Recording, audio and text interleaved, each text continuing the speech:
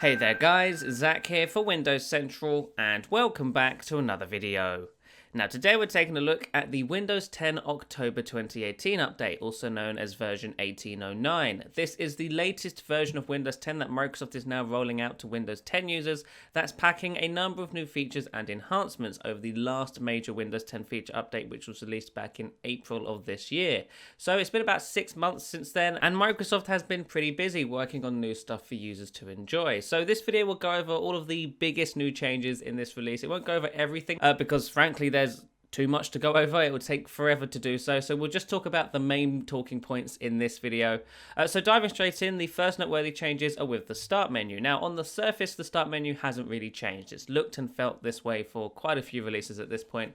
But now I can name live folders just like you used to be able to do on Windows Phone. So if we come over to the side here, let's pin a couple of apps. Let's pin video editor and voice recorder, and let's create a folder called editing, for example. We can now drag this over into the video editor tile, create that folder, and I can now name the folder. So we can call that editing.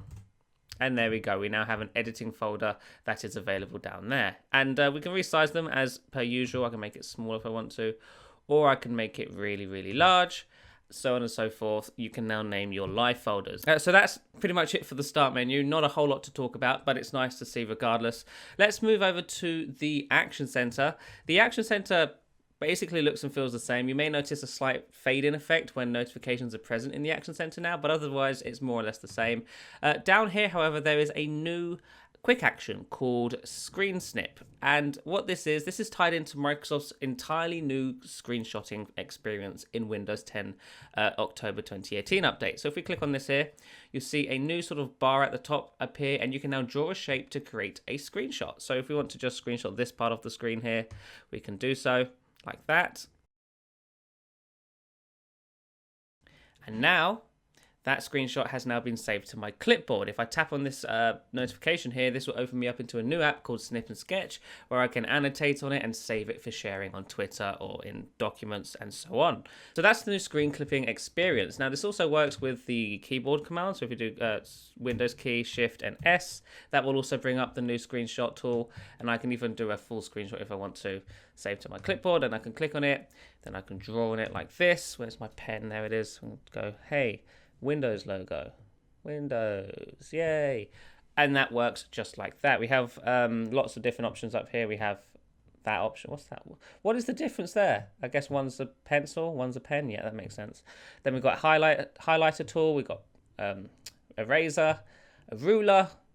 Then we can even crop it once we've taken the photo, the screenshot as well. So that's the new screenshotting experience in Windows 10. It's a nice update over the old one. Now the old one is still here. If you use the snipping tool, it is still present, but it will be going away at some point. So Microsoft does want you to use the new screenshotting experience out of box here, which is why it's set as default.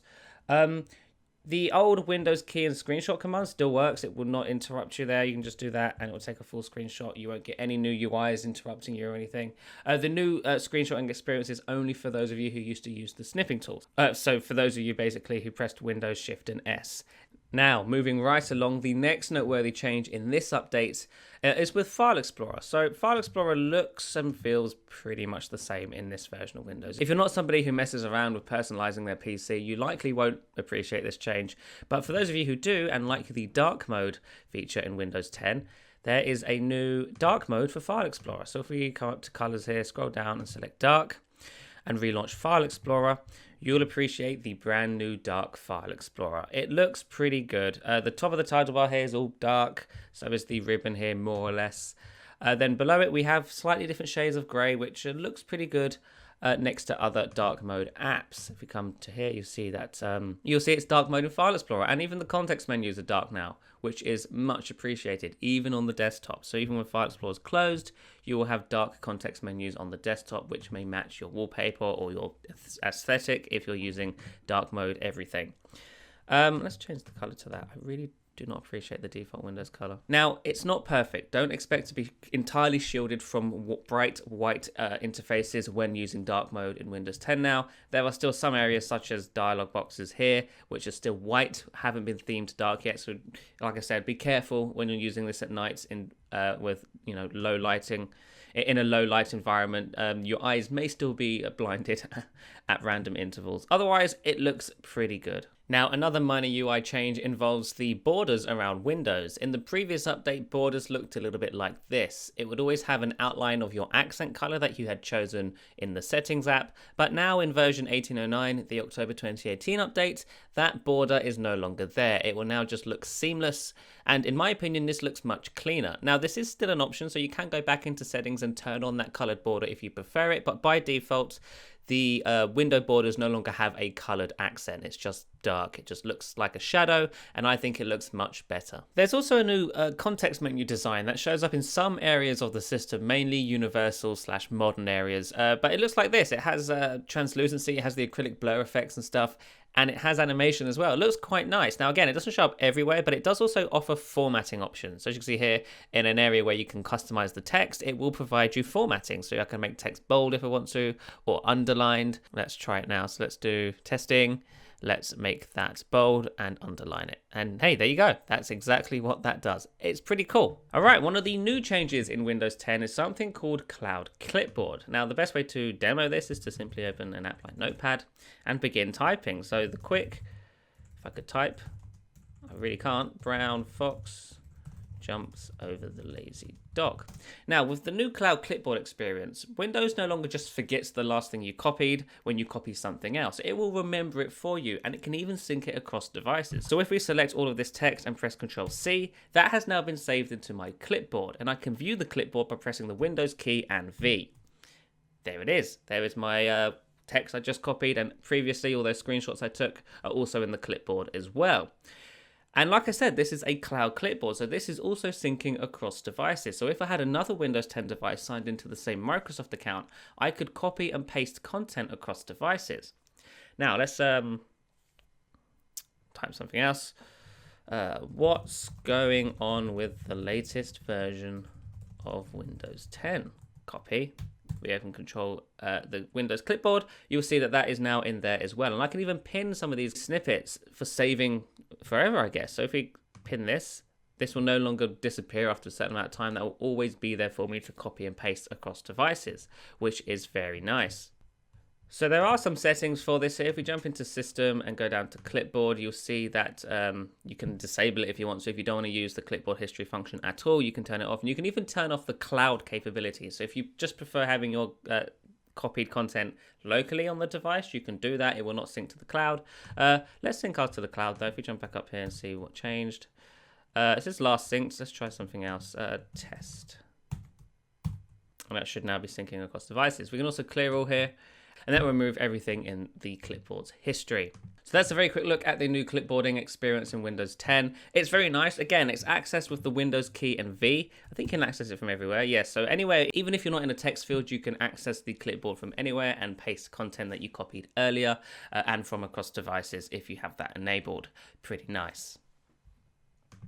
Now, another new change in version 1809 is the Cortana UI. Cortana's Home has been slightly redesigned. It's a lot wider now, which looks pretty nice, and it's less focused on the virtual assistant side of things and more focused on helping you be productive. So as you can see here, it's emphasizing search more than it used to. So search for apps, files, web results, and more at the top here. You can even categorize it. So if I want to search for just apps, I can just select apps here and type something that I haven't searched for before. Let's search for store. There we go, and it will bring up the Microsoft Store. Universal search is still here and works as expected, so we can just type, Windows Central, and that will bring up the app as well as search suggestions, which we can then launch the website, and so on and so forth. There's also a how can I help area down here, which basically gives you tips and suggestions for things that you can use Cortana for, which is very nice. And it will sometimes also show you recent timeline activities. Now, it's not showing up here, but I can show you a screenshot, and that will give you the last 3 recent timeline activities, or at least the most relevant timeline activities to you, which will allow you to pick up where you left off in those certain apps or documents. Now, timeline is still here in the October 2018 update, and not much has changed. It looks and feels basically the same as it did before. It's a lot faster now, however. If we open up some apps here, you'll see that the animations don't drop as much. It's still not perfect. It's definitely laggy on devices with higher resolution screens still. And as you can see there, the animation is still sort of broken when zooming back into the app. Otherwise, the timeline is still more or less the same. It just performs a little bit better now. Moving right along, the next noteworthy feature is with a new app called Your Phone. So Your Phone is something Microsoft is doing that helps users sort of stay productive whilst using their PCs. Microsoft says that having your PC next to your phone can be counterproductive sometimes because you'll be constantly receiving notifications and messages and you'll be looking away from your PC and at your phone when you're trying to write a report or something. So the Your Phone app's kind of designed to help you stop looking away from your PC. It can run in the background, and whenever you receive a notification such as a text message, you can just see it on the PC and respond to it there or ignore it. So if we jump down to messages here, you see that this is my messages, SMS messages inbox. I have nothing here right now, but we can create a new conversation. I'll quickly message my friend Jane, and I can say, hey Jane, have you tried out the new Your Phone stuff yet? Oh, it's pretty cool. I can send that off, and now that will send an SMS message using my SMS app on my phone from the app on my PC here. Now, let's wait a minute for Jane to respond, but that's basically how it works. It worked pretty quickly there. So it does work through Wi-Fi, so if you're not on the same Wi-Fi connection as your phone, this unfortunately will not work. But if you are, then hey, it works pretty well. And there's the message back from Jane. It's pretty fast. I literally just received that, and about 2 seconds later, it showed up in the app. Now, if we minimize this and try this again, surprise, Jane isn't a real person. It is me just messaging myself. That's how sad I am. Let's just test here, and we'll show you that the notifications do work when running in the background, or at least when minimized. And there you go, Jane Smith message there. Test, I can tap on it, which will then allow me to reply with, awesome, it worked. Now, in addition to the SMS messaging, there's also a photos option here, and this allows you to see the last 30 photos you've taken on your device. Now, this is useful because it means that I no longer have to take a photo, wait for it to upload to OneDrive, then download it from OneDrive and put it into my document, or plug in a cable and manually transfer it from the phone to my PC. I can just take the photo, and in a few seconds, it shows up in the Your Phone app without me having to do anything, which I can now tap on and treat like a local file. So as you see, it's opened up in the Photos app here, and if I open up, let's see, WordPad. Unfortunately, I don't have an Office subscription to use the Office apps on this, but this will still work. I can drag this over. Oh, let's split these up. I can drag this over into another document, and there you go. It's now in my document. I can continue writing around it. This is a plant. There you go. That's how that works. It's entirely seamless. It works. It's like magic. It shouldn't work as well as it does, but it does, and that's pretty cool. Now, this does require the Your Phone companion app to be running on an Android phone. Unfortunately, Microsoft does say they're working on iPhone support at some point, but for now, it only works with Android devices, thanks to Apple's limitations as to what third-party developers can do when it comes to building apps on iOS. So that's a very quick look at the new Your Phone feature in Windows 10. It works pretty nice, and over time, Microsoft says they're going to be adding more features to it too, such as screen mirroring, which will allow you to actually see your phone screen on your PC, and even notification support, so you won't have to look at your phone to see your notifications list. You'll just be able to see it all straight from within the app. So the end goal here is to have an app which makes it so you don't have to use your phone at all. You can just see it directly on your PC, which will be pretty great. But for now, photos and SMS, which says in preview, works pretty well and is pretty nice for this initial launch. All right, Microsoft Edge time. As with every Windows 10 update, Microsoft Edge has received a number of new features and enhancements. Now, most of the improvements to Edge in this release are under the hood, so I can't actually show them to you, but there are some surface changes that are worth noting. The first of which is this slight UI change. There's now a subtle drop shadow effect behind tabs, and frankly, it looks pretty nice. So if we go to bing.com here, there's a slight shadow effect. Now, if you're somebody who doesn't care about UI and stuff, you will not notice that tiny change. But if you are, then it looks pretty nice. Now, the other noteworthy change is with the settings menu. The settings menu has been redesigned. It now has icons and stuff and looks pretty slick.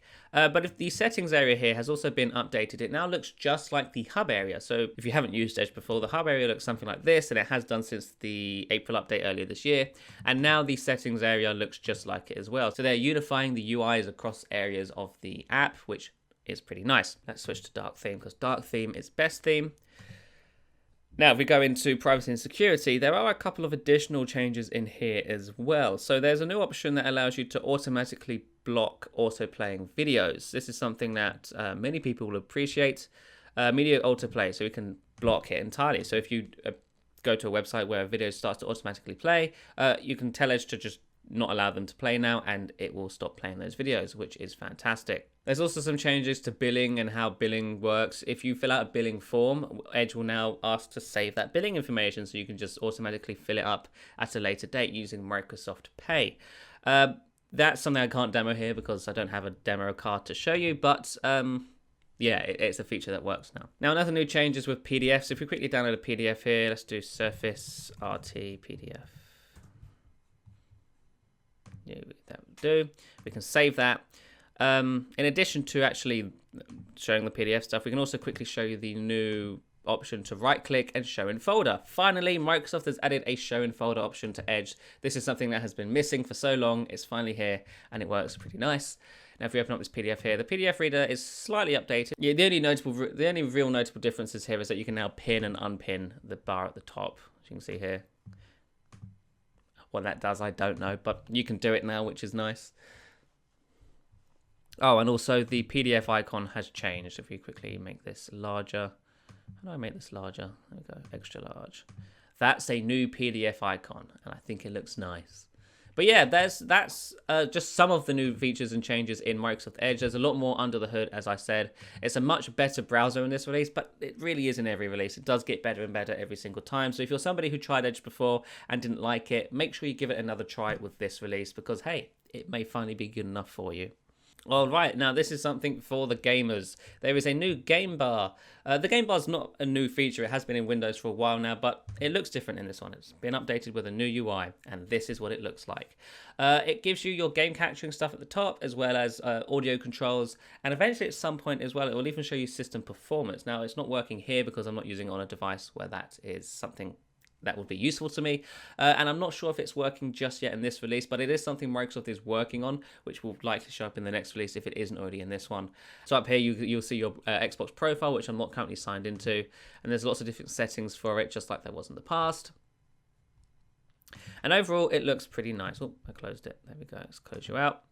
We can start recording, record the last 30 seconds, turn mic on whilst recording, and even broadcast to Mixer. Then of course, we can turn up and down our audio and stuff. Very nice indeed. All right, let's jump into settings. Settings has a couple of noteworthy new changes. The first of which is this, I guess, suggestion on the right here. So with the October 2018 update, the settings app will now suggest things for you to do. So you can see here, focus and get more done. With Focus Assist, it's easy to block notifications, sounds, and alerts whenever you want to create distraction-free work time. I click on Learn More, and that should open up the area where Focus Assist is. Pretty nice, right? So yeah, that's the thing now. Also, the sidebar here will now suggest questions that are being commonly asked by people, I believe, and you can get answers to it straight from the sidebar as well. Also, the delivery optimization option, which was in the past buried in the Windows Update area, is now, it has a Surface category here in the sidebar, which allows you to configure delivery optimization quickly. Windows Security, Windows Defender has been renamed to Windows Security and even has a nice new app UI like this. Well, I say new, it's got Fluent Design in it now, which is pretty nice. We always like Fluent Design here at Windows Central. Now, if we come into devices, I think it is, and go down to typing, there is a new feature called Typing Insights. Now, Typing Insights works with the virtual on-screen keyboards as well as physical keyboards if you enable the hardware keyboard options in settings. And what it does is essentially what SwiftKey does on your phone. If you've ever used SwiftKey on an Android or iOS device, that kind of logs all of your keystrokes, your typing, your suggested words, your auto-corrected words, and the same is now being applied here in Windows. Let's try this again. That's definitely not what I said. The quick brown fox jumps over the lazy dog. Close enough. This is a test. If we jump back into settings here, with any luck, we'll see some typing insights. Yes, so we now have 37 keystrokes saved, 1 spelling correction, and 9 swiped words. Microsoft's official description for this is to help you save time and type efficiently. Windows uses AI to do everything from suggesting words to auto-correcting spelling mistakes. Take a look at the insights below to see up-to-the-minute stats on how AI has played a part in your typing. So the typing insights do work with hardware keyboards as well, but only if you turn on these 2 options here. So text suggestions as I type and autocorrect misspelled words as I type. So these 2 things kind of do what virtual keyboards have been doing for a while on phones. They will suggest words and correct spelling mistakes whilst you're typing on a hardware keyboard. Now, if we try this up here, so I spelt wanted wrong on purpose there, but you'll see that there's now a box here that says, you know, hey, would you like to say wanted instead? If I press space here, it will correct that word for me. I wanted to watch Star Wars with my friend Jane. Jane's back, everybody. So there you go, and you can see it is correcting words here. If I jump back into typing insights, those numbers are actually being updated, which is pretty nice. So the last thing we're going to look at today in this update is the new Skype app. Yes, there's another new Skype app in Windows 10, and this is what it looks like. This is the universal Skype app. It's basically the same as the desktop Skype app version 8, except it's slightly more limited. It doesn't have any of the broadcaster features that the desktop version has for some reason. Hopefully that will be added at some point, but everything else is more or less the same. So yeah, it looks pretty nice. If you've seen this app before, then you know what it's all about. If you haven't, then hey, this is what it looks like. It does calling, messaging, all that good stuff. It's a Skype app, as most of them are. It also has a dark mode, which for some reason isn't enabled. I will enable that for you right now. General car theme. Dark mode, yes please. Ooh, doesn't that look better? I do like a good dark mode. Now, the last thing I want to quickly demo is the new pen inking features when inking into a text field. Now, this was in the 1803 update earlier this year, but it wasn't on by default. But in this one, it is. So if I tap on a text field with a pen here, I'll now get a dedicated writing area, which I can now just write straight into that text box. So I can say, update. Christ, that was terrible handwriting. There we go. I'm jumping to check for updates. So that should work in a number of text fields. It won't work in every text field, but it will work in, hopefully, most of them. Let's try this down here. Yes, it works down there, for example. Let's try up in this app. There's a search bar here. Yep, works in there as well. Won't work everywhere, like I mentioned. Let's try Edge. No. So there you go. There's one area where it doesn't seem to show up for some reason. But yes, in a number of the system sort of search bars and whatever else and text fields, it will show up, which is very nice. Okay, so that's a quick-ish look at the most noteworthy new changes in the Windows 10 October 2018 update. There is a ton more that we haven't looked at, including a more deeper dive into things like Edge and the Windows Shell and all that stuff. So make sure you check out windowscentral.com. If you want to look in the description below as well, we'll have a link to the changelog that we've compiled, which is way more detailed than this video. The update is rolling out now to users running Windows 10 for free. You can go and check for updates. If your PC isn't receiving it yet, it will likely receive it very soon. And that's pretty much it. So thank you very much for watching, and I shall see you in the next one. Bye-bye.